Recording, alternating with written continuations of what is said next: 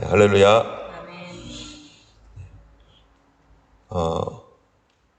어제는 제가 좀 일어나지를 못해서 나오지 못했습니다. 그래서 3장에 있는 화목제물에 대하여 우리가 말씀을 같이 나누지는 못했는데요. 화목제 예물, 3장에 있는 화목제 예물은 암컷이나 수컷으로 이렇게 하나님 앞에 드리되 이 화목을 위한 제물이기 때문에 이것을 사람들과 함께 나눠 먹습니다.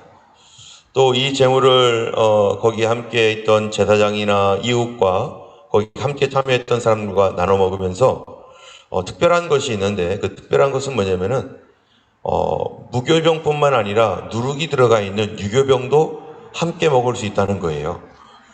이 다른 모든 제사에는 이 무교병, 누룩이 들어가지 않은, 이스트가 들어가지 않은 그런 것만 먹는데, 화목제물은 그렇지 않고 유교병, 부풀어진 그런 빵, 그래서 누룩으로 이렇게 부풀어져 있는 이 빵도 함께 먹을 수 있게 된다는 것입니다. 이거는, 누룩은 뭐를 상징하냐면은 이 죄를 상징하는 거거든요. 그런데 그래서 소제 제물에는 꿀이나 누룩을 절대로 넣지 마라. 절대로 넣으면 그것이 하나님께 죄가 되고 더러운 것이 되니까 어떠한 제물, 어떠한 예물을 할 때에도 이 누룩이 절대로 들어가면 안 됩니다. 그런데 이 화목제물에는 이 누룩을 넣은 빵도 같이 먹을 수 있는 것이죠. 우리가 살아가면서 이 참으로 나에게 좀 불편한 사람들도 있고, 어떤 사람은 심지어 죄인들도 있습니다. 이 죄인들이 있을 때 우리가 하나님께서 우리에게 화목케 하는 직책을 주었고, 또 성도들은 화목제물을 하나님 앞에 드리듯 참으로 세상에 이런 화목제물과 같이 또는 화평케 하는 자로 부르심을 받았는데, 우리가 깨끗한 자들만 상대하고 더럽고 죄인이라고 생각하는 사람들에 대하여 너는 죄인이니까 가까이 하지 마. 너는 죄인이니까 우리 교회 오면 안 돼.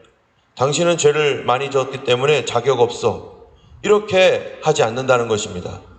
우리 예수님께서 이 땅에 오셨을 때 이 죄 많은 이 세상, 죄로 더럽혀진 이 세상에 주님이 직접 내려오셔서 이곳에서 그 죄인들과 함께 먹으며 마시며 그 죄인들을 위로하고 받아주었던 것처럼 그 일이 뭐였어요? 예수님이 그 죄인들과 함께 먹고 마시지만 예수님은 그 죄에 동참하지 않고 그들을 끌어오고 그들을 회개시켜서 주님께로 데려왔는데, 바로 이 화목제물, 화목제가 되신 예수님은 그 죄인들을 불러서 하나님 자녀 삼으시려고 죄인의 모습으로 왔고 죄인이 있는 곳으로 들어갔고 그것에서 그들과 친구가 되어주셨던 것입니다.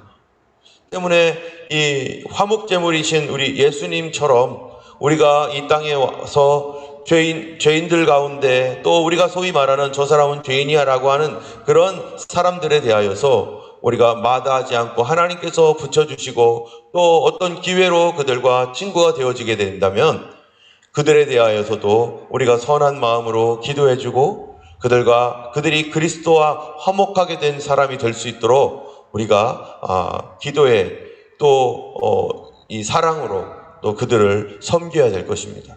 그런 과정 가운데 우리 교회 영어 예배가 사실 드려지고 아무도 돌봐주지 않고 다 죄인이라고 손가락질하고 이제는 인생 끝났다고 그렇게 바라보는 그런 냄새나고, 정말로 이 곁에 가면은 막 그냥 코를 막아야 될 정도로 그런 사람들에게 우리 허스빌 전도팀 그들에게 다가가서 그들에게 말 걸어주고, 세상에 그들에게 말 걸어주는 사람이 어디 있어요? 그들은 자기들끼리 먹고 마시고 히익거리며 술 먹고 그러다가 그냥 그 주변 그냥 뭐 쓰레기 더미로 가득하게 했다가 그러고 어디 가서 자고 그 다음날 또 와서 또 술 먹으면서 그랬을 때 누가 그들에게 다가가서 말을 걸어주고 누가 그들을 친절하게 대해주고 누가 그들에게 밥을 사주고 누가 인사합니까? 그러나 우리가 예수님의 화목케 하는 그런 그 직책을 받은 우리로서 우리가 그러한 사람들을 하나님께서 이렇게 알게 해주시고, 아마 여기 계신 우리 그 허스벨 전도하시는 분들은요 거의 아마 저기 뭐예요, 그 이 허스빌 지역의 노숙자들의 그 엄마가 될 거예요, 다들. 아버지와 같이 될 거예요. 지나가면은 다 걸리죠, 다 알아요. 저는 이게 좀 거의 많이 나가지 못해서 다 모르지만 제 아내는 다 알아요, 아마 우리 권사님들하고 우리 집사님들, 웬만한 분들은 다 알 거예요. 그 지난번에도 어디 이렇게 지나가는데 우리 사이몬이 저 턱하니 앉아가지고 이렇게 하고 구걸하고 있는데 그냥 다 지나가는데 우리가 어떻게 지나가? 내가 어떻게 지나가요? 사이몬? 하면서 이걸로 너 왜 안 오니? 뭐 말이라도 걸어주고 어떨 때는 너 잠깐만 있어 내가 커피 사갖고 올게. 열심히 구걸 잘해 하고서 커피라도 사가고. 이게 하나님께서 화목해 하는 직책을 주셔서 우리로 예수님처럼, 우리 예수님은 아니지만 예수님의 그냥 100만 분의 1이라도 그들에게 다가가서 작은 것이라도 해주고, 그것이 이 화평케 하는 자는 복이 있나니, 우리 하신 말씀처럼 저희가 땅을 기업으로 받을 것이며. 여러분, 화평케 하는 사람이 왜 땅을 기업으로 받습니까? 우리가 어느 땅에 가든지 뭐 받는다는 거예요? 환영받는다는 거예요. 그들이 노숙자들이 모여있는 그런 곳에 우리가 지나가더라도 그들이 화평케 하는 커피라도 한 번이라도 사주고 또 얼굴이라도 한번 봤기 때문에 그들이 환영해주고 그들이 지나다니는 땅에 우리도 갈 수 있는 거, 화목케 하는 자, 화평케 하는 자, 우리가 예수를 믿으면서 참으로 이 지역에서 화평케 할 뿐만 아니라 우리가 우리 가정 안에서도 화평케 하는 자, 화평케 하는 자는 복이 있나니 저희가 땅을 기업으로 받을 것이요. 우리 하나님께서 더 많은 곳에서 저 자유롭게 행하고 더 자유롭게 다닐 수 있도록, 여러분 가정 안에서 화평이 없다고 해보세요. 그거 어떻게 되겠어요? 우리 가족이 있는 곳에 가지 못합니다. 땅을 기업으로 받을 수가 없어요. 그곳에서 어느 지역은 어떤 방은 들어가지도 못해요. 거실에서도 누가 나오면 누군 들어가고 그 거실을 함께 쓸 수가 없어요. 땅을 기업으로 받을 수가 없어요. 우리 주님 앞에서 참으로 우리가 가정 안에서나 어디에서나 우리가 다 100% 다 할 수는 없지만 최선을 다해서 화평케 하는 사람, 화목제물을 대신 예수님 이 땅에 오셔서 그렇게 이 사람 저 사람 다 끌어안고 그 죄인들 친구가 되어주고, 정말로 교회가 죄인의 친구가 되어줄 수 있는 교회가, 우리가 눈꽃만큼이라도 노숙자들의 친구가 되어줄 수 있는 그런 교회가 되었다는 것에 대하여 너무나 감사하고, 그들에게는 얼만큼 도움이 되는지 우리는 적어도 다 알지 못하지만, 그러나 이 땅에 있는 교회들이 그런 죄인들의 친구가 되어주는 교회, 그런 교회를 세상은 기다리고 있을 것이죠. 사실은 우리 하나님께서 이 귀한 사역을 그들과 친구가 되어주어서 그들의 말동무 되어주고, 그들이 올 때에도 우리가 환영해주고 할 수 있는 그런 거 아무나 할 수 있는 게 아닌 것 같아요. 하나님께서 그 일을 그렇게 이렇게 연결시켜 줬기 때문에 우리가 하는 거죠. 우리가 하려고 처음부터 한 것도 아니었고 대단한 것도 아니지만, 그러나 이제 우리 이 지역에 있는 이 사람들 그냥 지나가다가 커피라도 한 잔 사주고 인사라도 한번 해주고 악수라도 해주고 하는, 이럴 수 있도록 저희 교회가 그렇게 할 수 있다는 것이 얼마나 감사하고, 또 이런 교회들이 이 허스빌 지역과 또 시드니에 더 많아야 될 줄로 믿습니다. 우리 하나님, 우리가 아무하고도 원수되지 않게 하시고, 비록 죄인이라고 하는 그런 사람일지라도, 내가 어떤 부분들은 정말 감당 못하는 부분들이 있을지라도 우리가 할 수 있는 데까지는 그들에게 선한 마음으로 대하고 그들에게 다가가야 되는 것, 그 일을 하나님 참으로 죄인의 친구 되신 예수님의 100만 분의 1, 1000만 분의 1이라도 하나님 조금이라도 닮을 수 있도록 도와주시옵소서. 우리 4장에는 속죄제이고 5장 끝에는 속건제입니다. 여러분, 속죄제와 속건제가 다른 것이 있습니다. 속죄제는 우리가 죄를 지어서 잘못을 했을 때 거기에 대하여 하나님 잘못했습니다 하고 하나님 앞에 고백하는 것이고요. 속건제는 우리가 잘못을 했는데 그것이 다른 사람의 재산상에 손해가 나게 했어요. 그것이 여기 보면은 오늘 본문은 이 하나님의 집 여호와의 성물에 대한 그 손해이지만 다른 곳에서는 이제 6장 넘어가면요, 다른 사람의 물건들 이런 것들과도 다 포함되어 있습니다. 다른 사람에게 손해나는 일을 했을 때 우리가 어떻게 할 것인가? 그냥 다른 사람이 재산상에 큰 손해를 봤어요. 어려움을 겪었어요. 그랬을 때 그것이 나의 실수였고 부지중에라도 내가 알지 못하고 했다가 할지라도 그것을 깨달았었을 때 우리는 그럼 그 사람이 받은 손해에 대하여 어떤 태도를 가질 것인가? 하나님께 잘못했으니까 하나님, 내가 저 사람의 재산상의 손해를 보게 했고 교회 물건을 깨뜨려 가지고 이렇게 교회 물건이 깨졌고 주님, 이런 것들이 어떻게 이렇게 되었어요. 그러고서 그냥 하나님 앞에, 그런 다음에 이제 됐죠? 제가 잘못한 거 시인했으니까 됐죠? 하고 끝난다면 그 재산상의 손해를 봤던 사람들, 이웃들, 이런 사람들은 어떻게 되는 거예요? 아니, 너 회개했다며. 하나님이 너 용서해줬다며. 근데 난 용서 못했는데? 나는 네가 내 재산상의 이 문제를, 이런 심각한 문제가 일어나서 많은 손해를 봤는데 하나님이 왜 내가 손해본 거를 왜 하나님이 용서해 주냐? 이런다면요. 아니, 손해는 내가 봤는데 너는 하나님께만 용서받으면 되니? 아니, 그런 하나님이면 나는 안 믿을래. 이런다는 거 아니겠어요? 아니, 재산상의 손해는 내가 봤는데, 그래가지고 엄청난 어려움을 겪었는데, 나는 용서 안 했는데 하나님이 턱 용서해줘가지고 저 사람은 해방돼가지고 아무렇지도 않게 다닌다면, 과연 그 하나님이 옳은가? 정의로운가? 그렇진 않잖아요. 이 하나님께서도 이 땅에 살아가는 우리들에게 이 우리의 인격권을 보장하고 우리의 소유에 대하여 하나님이 철저히 보장해 주시는 하나님이신데, 우리가 하나님 믿는 것을 오해해서 하나님과 나와의 문제이다 하고서 거기서 끝내버리고 내가 다른 사람의 손해를 아무렇지도 않게 이제는 하나님이 날 용서했다니까 너하고는 상관없어. 아니, 손해는 이 사람에게 끼쳤는데 너하고가 상관없을 수가 있나요? 그런 것에 대하여 바로 속건제를 드리는 겁니다. 속건제는 하나님 앞에 저 사람에게 잘못한 거는 하나님 앞에도 잘못한 거예요. 그렇기 때문에 하나님 함께 잘못한 거에 대하여 용서를 구할 뿐만 아니라 저 사람에게 잘못한 거에 대해서는 그거는 해결해야 될 거 아니겠어요.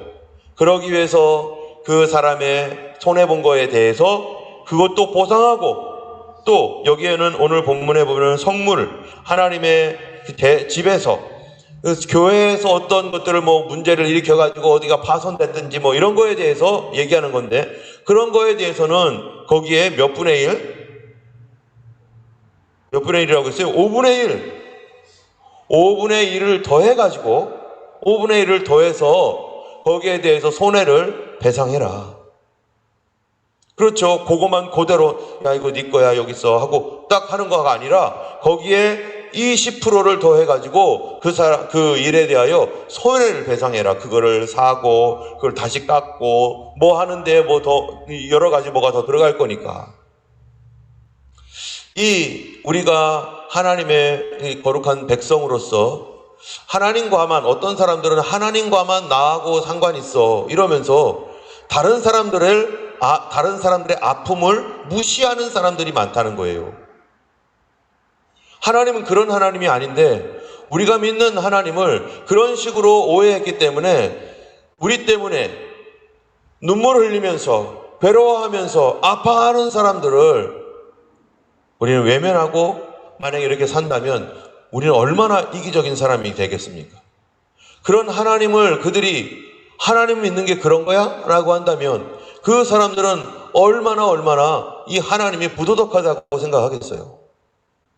때문에 이 속건제물은요, 우리가 오늘날 자본주의 사회, 이 현대에 이 돈 거래를 아주 굉장히 많이 하는 이런 사회 속에서 우리 그리스도인들이 특별히 신경을 써야 될 거예요. 우리는 우리도 모르게 내가 다른 사람들에 대하여 실수해서 그 사람들이 손해를 보고 하고 하는 거. 그런데 어떤 사람들은 이런 식으로 다른 사람의 손해를 끼치죠. 어떤 데에 그렇습니까? 주식 투자하는 거에 그렇죠. 거대한 손이요, 다른 사람들의 재산을 빼앗으려고 주식을 왕창 막 사가지고 점점 쫙 올려가지고 주식값이 막 오를 때 거대한 손들이 어떡합니까? 기업에서 한꺼번에 확 빼버려요. 그럼 이게 막 폭락을 하는 거예요. 그러면 그 폭락할 때 또 확 사버려요. 그래가지고 사람들이 그걸 막 팔고 일 때 막 왕창 사놓고 싼 값으로 또 사가지고 사면 또 확 올라가요. 이런 식으로 해서 소위 개미라고 하는 사람들 거를 이거 줬다 뺏었다 줬다 뺏었다 하면서 그 사람들의 돈을 다 말려버리는데, 만약 그 사람이 크리스찬이라면, 만약 이런 짓을 하는 사람이 크리스찬이라면 어떡할 거예요? 그러면서 장로가 되고, 그러면서 교회에서 헌금, 그 돈을 가지고 큰 헌금 낸다고 하면서 건물 짓는데, 교회 건물 짓는데 큰 헌금 낸다고 하면서 그 돈을 우리는 모르지만 하나님은 그것에 대하여 축복하겠습니까?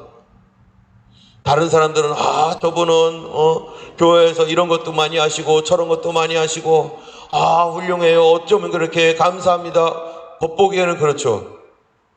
그런데 그런 식으로 살은 사람들의 재물을 보이지 않는 곳에서 줬다 뺏었다 줬다 뺏었다 해가지고 어려운 사람들의 재물을 다 말려버리는 그 일을 하면서 만약 그런다면 그것은 사기꾼이죠.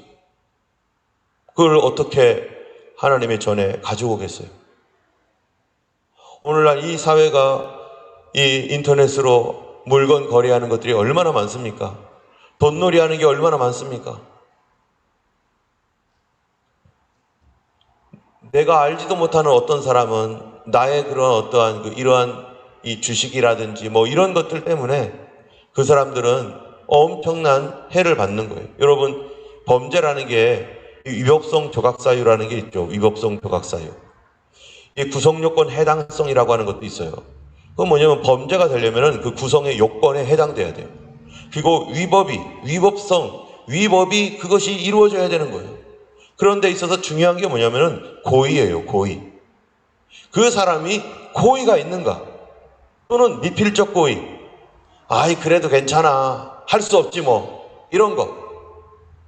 사람들 마음속에 그 일을 하는 데 있어서 내가 고의로 내가 다른 사람들의 재물이 거기서 손해를 보게 된다라고 하는 것을 알면서도, 내가 이렇게 할 때는 다른 사람들이 큰 해를 받을 것이라는 것을 알면서도 이거는 어쩔 수 없잖아 하면서 그런 식으로 할 때, 그런 고의가 있을 때 이것은 범죄가 구성이 돼요. 세상적으로도 이 범죄가 구성이 됩니다. 고의가 있느냐 없느냐.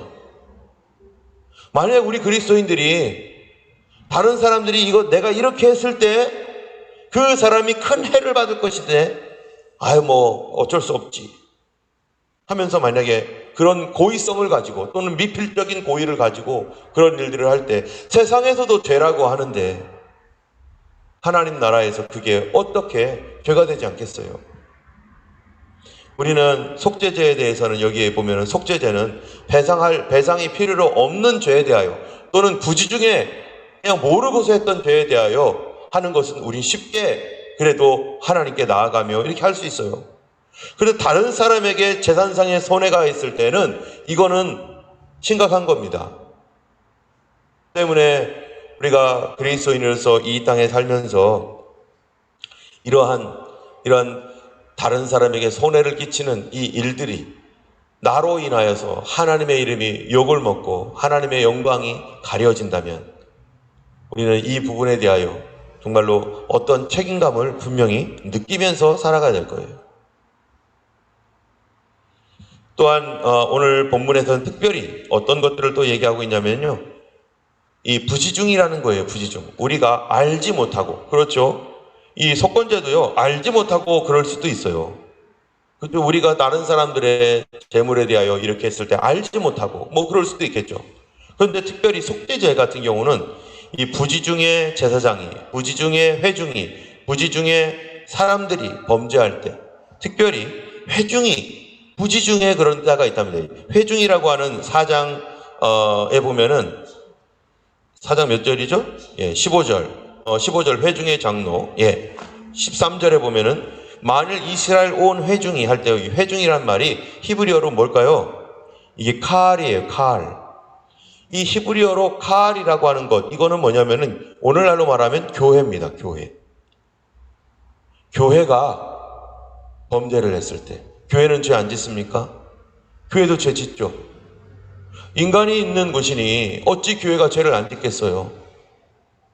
우리 공동체가, 우리 평강교회가 하나님 앞에 범죄할 수도 있죠. 거기에 대한 책임은 누가 있는 겁니까? 여기에 보니까 그럴 경우에 15절에 회중의 장로들이,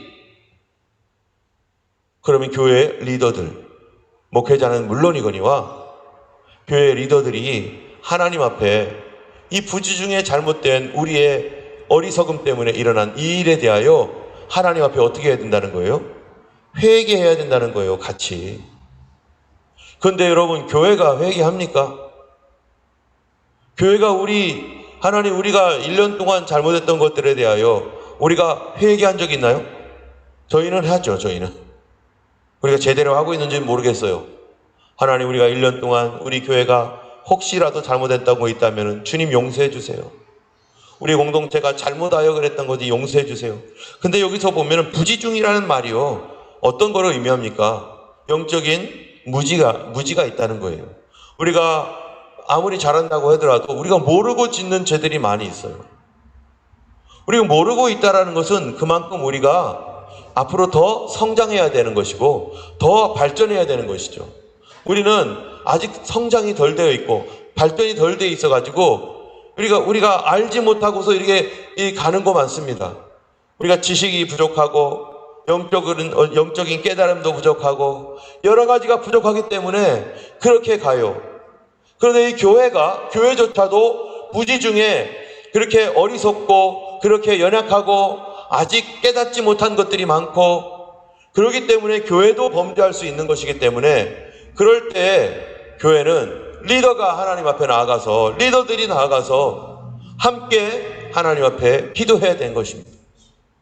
적어도 1년에 한 번씩 하나님 앞에 기도하고 한 달에 한 번씩이라도 그룹에서는 하나님, 제 그룹장들이 어떻게 해야 되겠어요? 하나님, 우리 그룹 모임을 할 때 혹시 우리도 모르게 우리 그룹이 잘못했던 것들이 있다면 하나님, 우리 용서해 주세요 하면서 한 달에 한 번씩이라도 그룹장들은 부그룹장들과 함께 하나님 앞에 기도하고, 또 가정에서는 어때요? 가정의 리더는 부부잖아요. 부부가 모여서 하나님, 우리가 일주일에 한 번이라도 하나님, 우리 가정이 살면서 우리 자녀들에게나 우리 서로에게 잘못했던 것이 있다면 하나님, 우리 가정을 용서해 주세요. 여러분, 성경에서는요, 죄에 대하여, 세상에서는 이 죄에 대하여 아무렇지도 않게 여깁니다. 왜 그런 거 가지고 꼭 그래야 돼? 그래야 돼? 이러지만 우리 하나님 앞에, 우리 하나님은 우리 가정 안에 그 작은 것이 어떻게 돼요? 점점 더 누룩처럼 커지기 때문에 작을 때 서로 내가 잘못했어, 내가 부족했어 하며 이거를 서로 간에 고백하고 용서를 구하고 하는 이런 것들이 우리 그리스도인의 가정 안에서는 자연스럽게 돼야 된다는 거예요. 꼭 절차를 거쳐가지고 막 무릎 꿇고 이러지 않아도 남편이나 아내가, 자녀들이나, 여보 내가 미안해, 이거가 하나님 앞에서 곰곰이 오늘날 기도하는데 하나님께서 가르쳐 주셨는데 이거는 우리가 잘못한 거래, 그런 것 같아. 내가 혹시 그게 정말 그러면은 내가 미안해요. 우리 아이들한테도 혹시 엄마가 혹시 너희들에게 이런 거 있다면 너희들 용서해라. 이런 것들이 가정 안에서 자유롭게 쉽게 말해질 수 있는 그런 영적인 분위기가 되어야 되는 것이죠. 성도들의 가정은 그런 가정 아니겠어요? 성경책 전체를 보세요. 성경책 전체에 무슨 내용이 있어요? 죄, 용서, 사랑, 믿음 엄청나게 많잖아요. 그러면 우리 가정 안에서, 우리 교회 안에서 되어지는 대화들과 이 내용이 뭐에 관한 거겠어요? 죄에 대한 거라면 무슨 얘기를 해야 되겠어요? 미안해요 집사님, 미안해요 우리 권사님, 미안해요, 이해해 주세요, 용서해 주세요.